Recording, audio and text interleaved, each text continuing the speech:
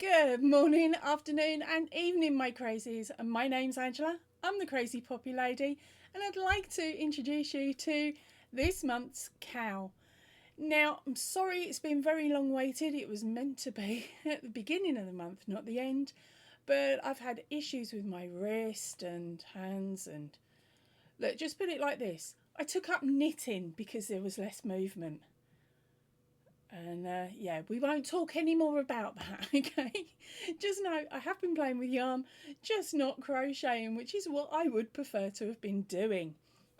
And because of the arm and the wrist and everything, it made editing extremely painful for me. So although I've had the project finished for over the last month, um, I couldn't edit it.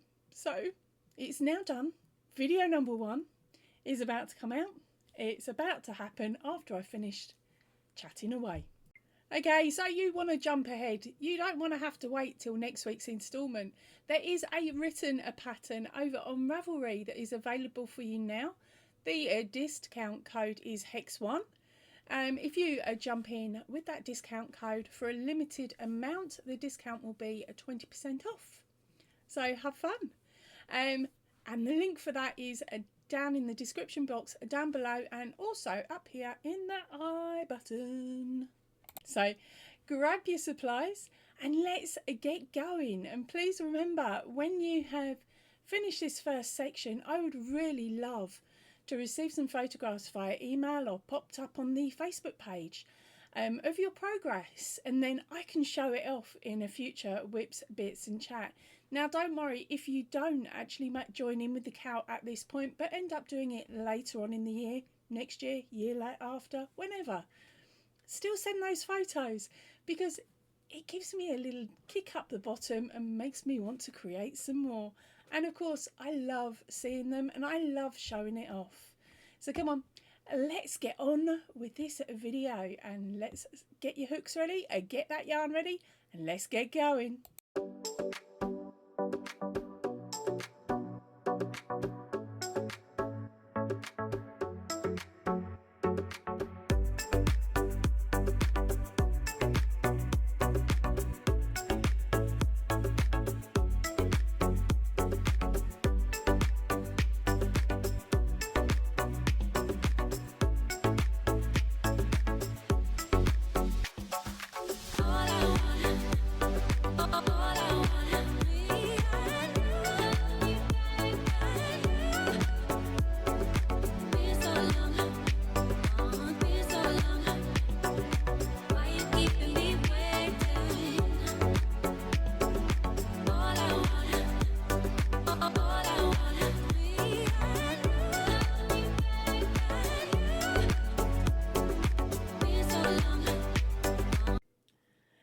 So let's get started. To start off with, I'm going to tell you the finished size of each of these hexagons from point to point is approximately, what was that, 7¼ yep, 7¼ inches, or 18½, or 18 centimeters. Let's go for that. 18 centimeters or 7 inches. All right, it's only a guide, remember. Yours could come up larger or could come up smaller depending on how you crochet. Now this is that yarn, the Yarnspirations all-in-one granny square yarn, but of course I don't do anything by halves, do I? So I'm just going to grab a ball.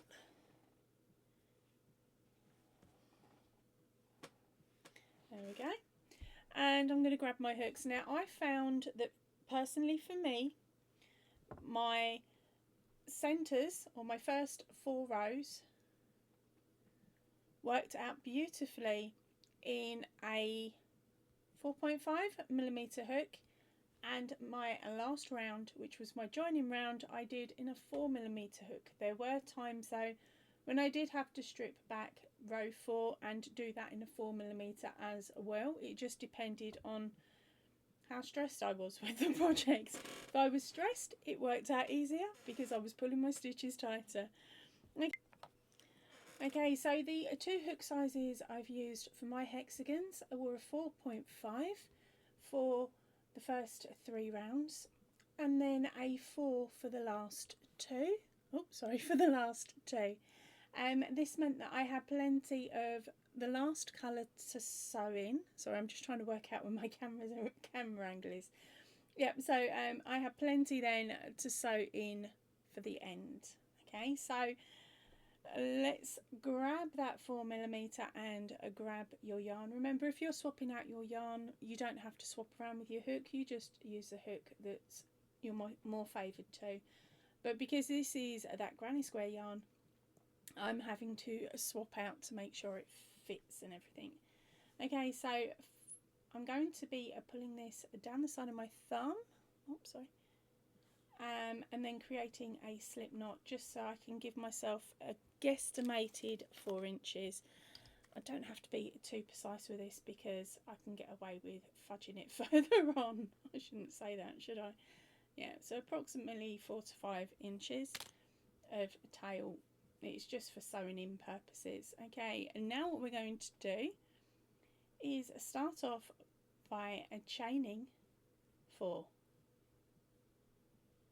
and slip stitch into the first stitch. This is going to be a little bit hard for you to see at the moment because of it being black yarn. I'm sorry, I'll talk you through as easily as I can. Right, so that first section formed a ring. So now we're going to chain 3 and then place a double crochet into the middle of the ring that you formed at the beginning. Okay, so that's a double crochet into that ring. Now this chain also counts as a double crochet, so we are now going to chain 2 and then we're going to pop in 2 double crochets into that ring, followed up by a chain 2.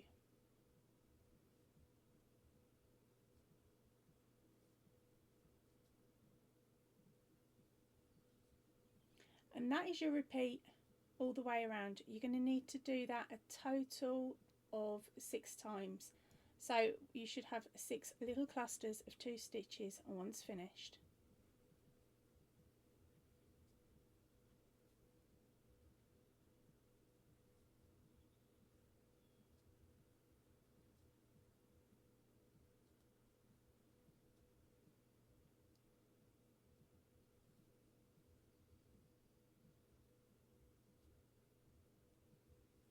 Now what I will say about this yarn is it can be splitty.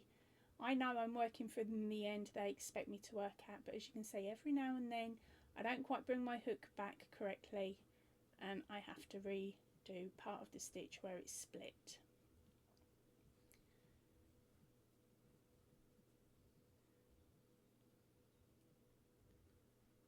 Okay, if you need a bit of extra room, just tug your stitches down as I just did.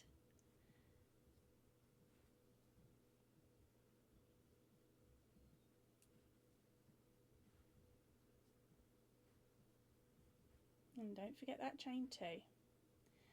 Okay, so you should have 6 sets. So that's 1, 2, 3, 4, 5, 6 sets of the 2 double crochet chain 2.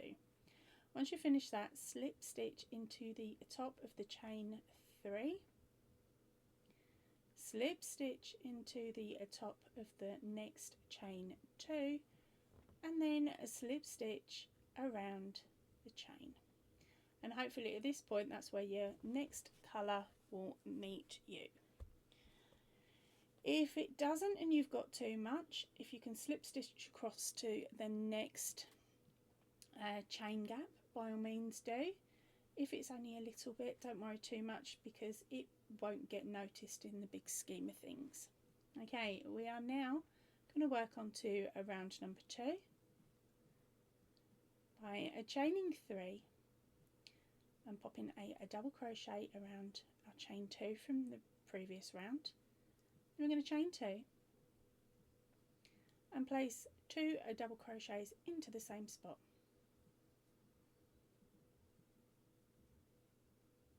Once you've done that, chain 1 and jump straight over to the next chain 2 section.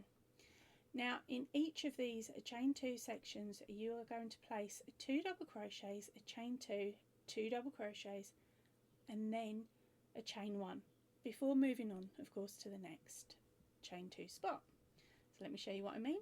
So that's 1 double crochet and 2 double crochets, chain 2,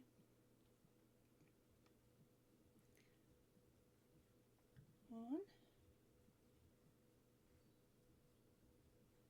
2 and chain 1, and that is your pattern all of the way around. So that is 2 double crochets, chain 2, 2 double crochets, chain 1. Don't forget that chain 1. Okay, you're going to do that all of the way around, and I will meet you before you join the round. Okay, so now we're coming on to up to the end of round number 2. Make sure that you've done your chain 1, and then you're going to slip stitch into the top of the chain 3, slip stitch into the top of the next double crochet, and then slip stitch around the chain. Now as you can see here, I have got a lot of this colour left, so I'm going to cheat and I'm going to scoot across to this next section. So to do that, I slip stitch into the back of the chain, slip stitch into each of the backs of the double crochets, and then slip stitch around the chain, and hopefully it will pull up in roughly the right spot. Okay, so that's my cheeky little cheat there. Right, so and now we're going to chain a total of 3. Oh, this is so mucky at the beginning of these colour changes, which is why I say it doesn't matter too much. Right, then we're going to double crochet, okay, into the top of this one. Now this is actually on a side. Ideally I wanted to start off here, which is where the majority of you will be. So ignore these stitches for a second. You'll have chained up, which counts as your double crochet,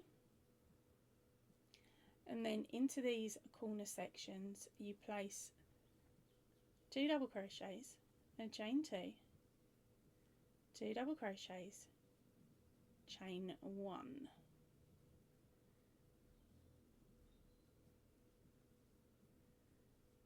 and then we skip straight to the gap between our 2 corners, okay, that chain 1 spot, and into that chain 1 spot you place 2 double crochets and a chain 1.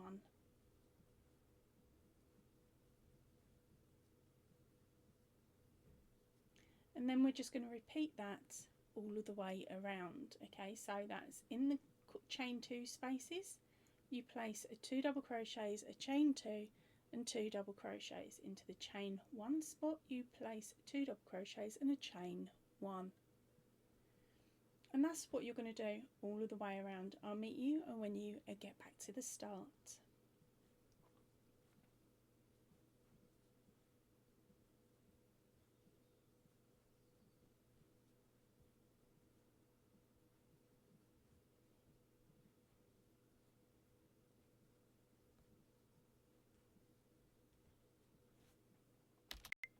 Okay, so we're coming up to the end of the round. Slip stitch into the top of your chain 3, slip stitch into the top of the double crochet, and then slip stitch into the first available chain. Now again, mine is a little bit long, so I'm going to scoot across to the corner, so then we can all work from the corner as I should have done earlier. Now I'm cheating again by just working a slip stitch into the back of the stitches and then a slip stitch around my chain. Okay, so chain up 3. So this is for round number 4. Chain up 3, place a double crochet into your corner, chain 2, 2 more into the corner, sorry, 2 more double crochets into the corner. Then we're going to chain 1, and we are going to skip over to the first available chain 1 space, where we're going to place in 2 double crochets and a chain 1. Skip over to the next chain 1 spot and place in 2 double crochets and a chain 1.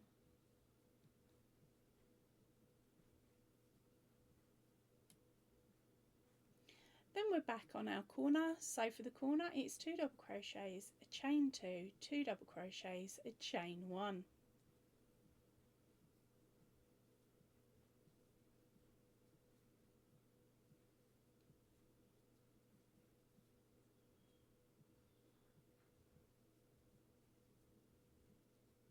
And now we are just going to copy this sequence, so those last 3 sets of stitches, all of the way around.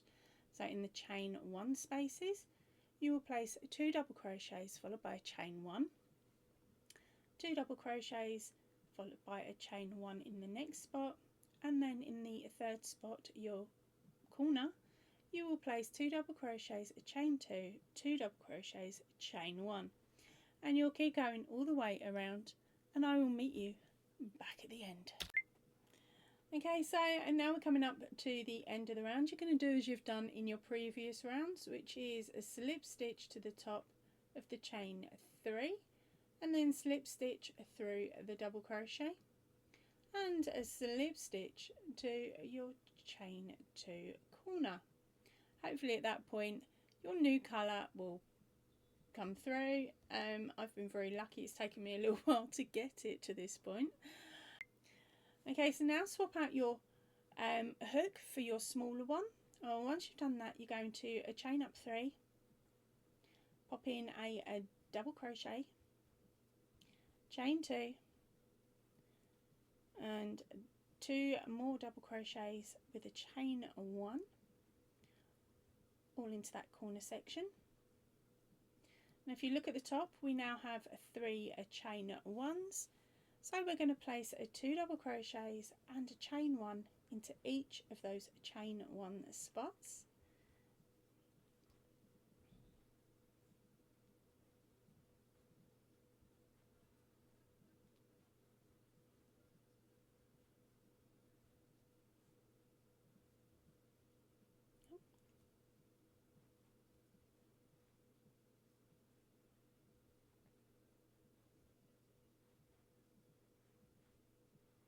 And that is your repeat all of the way around. So in each corner it is 2 double crochets, chain 2, 2 double crochets, chain 1.